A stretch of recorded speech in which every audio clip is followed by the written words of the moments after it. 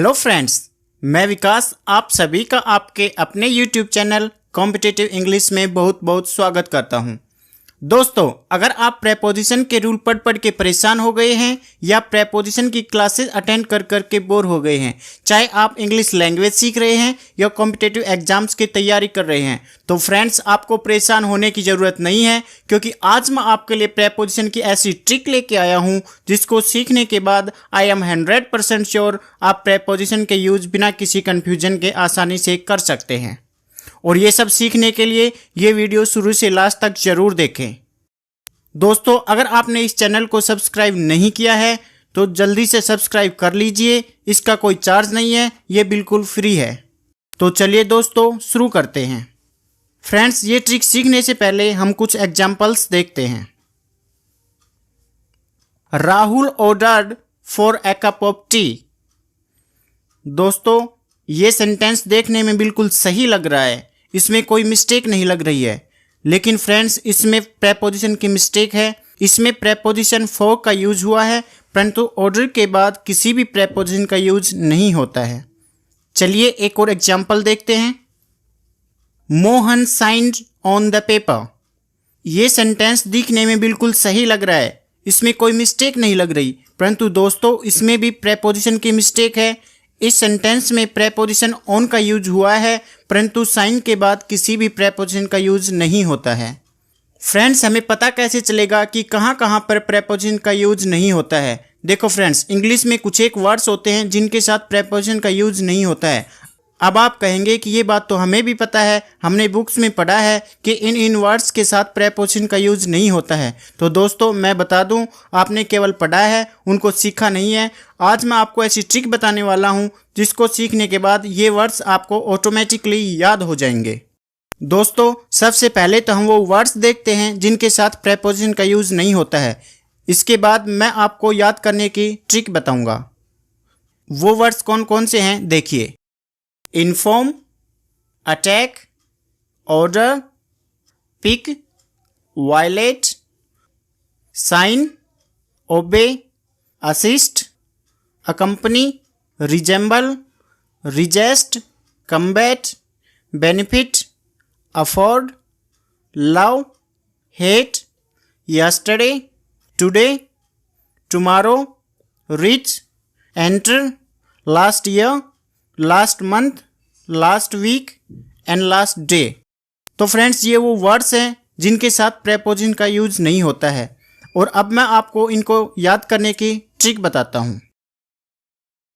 एक बार सेना की टुकड़ी को इन्फॉर्म किया गया कि आप पर अटैक होने वाला है, तो जो ऑफिसर्स थे उन्होंने ऑर्डर दिया अपने हथियार पिक कर लो, यानी अपने हथियार उठा लो। कुछ सैनिकों ने वायलेट कर दिया, यानी आज्ञा का उल्लंघन कर दिया, तो उनको कहा गया कि आप रिजाइन दे दो। उन्होंने उस पर साइन कर दिए। बाकी सब ने ओबे किया, आज्ञा का पालन किया। उसी समय उनकी असिस्ट के लिए, सहायता के लिए एक दूसरी टुकड़ी उनके अकम्पनी हो गई, साथ हो गई। तो वो सेना एक बड़ी महाभारत की सेना के रिजेंबल थी, महाभारत की सेना के समान दिख रही थी। तो सभी ने मिलकर दुश्मन को रिजेस्ट किया, उनको रोका, उनके साथ युद्ध किया, कम्बैट किया। इसका बेनिफिट हुआ, खर्चा गवर्नमेंट ने उठाया, अफोर्ड किया। तो मैं कह सकता हूँ I love my country, I hate my enemy. चाहे वो कल हो, आज हो या आने वाला कल हो, चाहे मैं कहीं भी पहुँच जाऊँ, कहीं भी एंटर कर जाऊँ, चाहे वो मेरी ज़िंदगी का लास्ट ईयर हो, लास्ट मंथ हो, लास्ट वीक हो या लास्ट डे हो। सो फ्रेंड्स, मैं एक बार फिर से रिपीट करता हूँ, फिर इसके एग्जाम्पल्स देखेंगे। एक बार सेना की टुकड़ी को इन्फॉर्म किया गया कि आप पर अटैक होने वाला है, तो जो ऑफिसर्स थे उन्होंने ऑर्डर दिया अपने हथियार पिक कर लो, यानी अपने हथियार उठा लो। कुछ सैनिकों ने वायलेट कर दिया, यानी आज्ञा का उल्लंघन कर दिया, तो उनको कहा गया कि आप रिजाइन दे दो। उन्होंने उस पर साइन कर दिए। बाकी सब ने ओबे किया, आज्ञा का पालन किया। उसी समय उनकी असिस्ट के लिए, सहायता के लिए एक दूसरी टुकड़ी उनके अकम्पनी हो गई, साथ हो गई। तो वो सेना एक बड़ी महाभारत की सेना के रिजेंबल थी, महाभारत की सेना के समान दिख रही थी। तो सभी ने मिलकर दुश्मन को रिजेस्ट किया, उनको रोका, उनके साथ युद्ध किया, कम्बैट किया। इसका बेनिफिट हुआ, खर्चा गवर्नमेंट ने उठाया, अफोर्ड किया। तो मैं कह सकता हूँ I love my country, I hate my enemy. चाहे वो कल हो, आज हो या आने वाला कल हो, चाहे मैं कहीं भी पहुँच जाऊँ, कहीं भी एंटर कर जाऊँ, चाहे वो मेरी ज़िंदगी का लास्ट ईयर हो, लास्ट मंथ हो, लास्ट वीक हो या लास्ट डे हो। देखो फ्रेंड्स, पहला एग्जाम्पल देखो, I will meet you on tomorrow.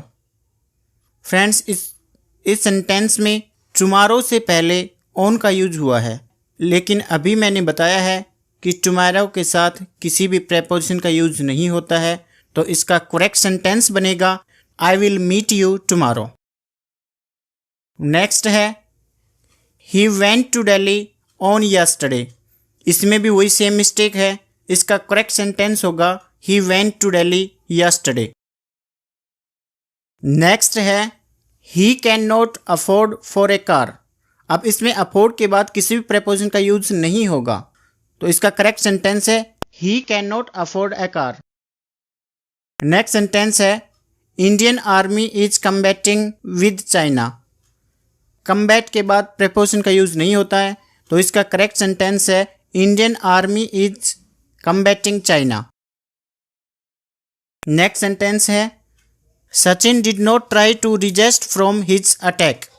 अब इसमें रिजेस्ट के बाद प्रेपोजिशन का यूज हुआ है, लेकिन रिजेस्ट के बाद प्रेपोजिशन का यूज नहीं होता है, तो इसका करेक्ट सेंटेंस बनेगा Sachin did not try to resist his attack. Next है he resembles with his brother. अब रिजेंबल के बाद भी प्रेपोजिशन का यूज नहीं होता है, तो इसका करेक्ट सेंटेंस बनेगा ही रिजेंबल्स हिज ब्रदर।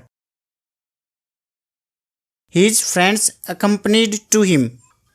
अब इसमें अकम्पनी के बाद प्रेपोजिशन का यूज हुआ है, तो इसका करेक्ट सेंटेंस बनेगा his friend accompanied him. Next sentence है they assist with each other in their works. अब इसमें असिस्ट के बाद विद का यूज हुआ है, लेकिन असिस्ट के बाद प्रेपोजिशन का यूज नहीं होता है, तो इसका करेक्ट सेंटेंस बनेगा they assist each other in their works. Next sentence है you should obey of your parents. अब इसमें ओबे के बाद प्रेपोजिशन का यूज हुआ है, जो कि गलत है। इसका करेक्ट सेंटेंस होगा यू शुड ओबे योर पेरेंट्स। नेक्स्ट सेंटेंस है चाइना अटैक्ड ऑन इंडिया। अब इसमें अटैक के बाद ऑन का यूज हुआ है, लेकिन अटैक के बाद किसी भी प्रेपोजिशन का यूज नहीं होता है, तो इसका करेक्ट सेंटेंस बनेगा चाइना अटैक्ड इंडिया। नेक्स्ट है Sonu informed to me yesterday. अब इसमें इन्फॉर्म के बाद टू का यूज हुआ है, जो कि गलत है, क्योंकि इन्फॉर्म के बाद प्रेपोजिशन का यूज नहीं होता है, तो इसका करेक्ट सेंटेंस बनेगा Sonu informed me yesterday.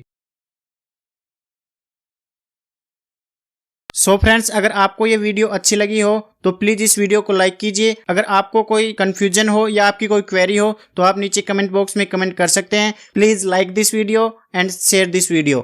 Thank you, bye.